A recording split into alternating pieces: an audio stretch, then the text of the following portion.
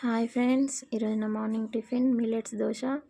దానికోసం ముందుగా కూరలను ఒక 2 గ్లాసులు తీసుకొని, ఒక సగం గ్లాస్ బ్రౌన్ రైస్, ఒక గ్లాస్ మినప్పప్పు 2:1 రేషియో అండి, ఒక సగం గ్లాసు రాగులు తీసుకొని దాన్ని నానబెట్టుకోవాలండి 4 అవర్స్. తర్వాత మిక్సీ జార్ తీసుకొని అందులో వేసుకొని మిక్సీ పట్టుకొని ఒక ఓవర్ నైట్ మొత్తం ఫర్మెంటేషన్ కోసం పెట్టుకోవాలి.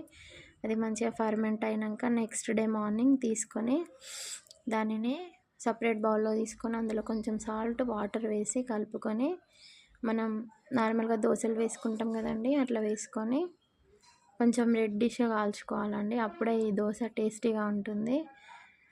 అది దాన్ని కొంచెం మనకి ఇష్టం ఉంటే కారంతో కూడా సర్వ్ చేసుకోవచ్చు. ఇంకా ఆ దోశని టమాటా చట్నీతో తింటే చాలా బాగుంటుంది, హెల్త్కి చాలా మంచిదండి. సబ్స్క్రైబ్ చేసి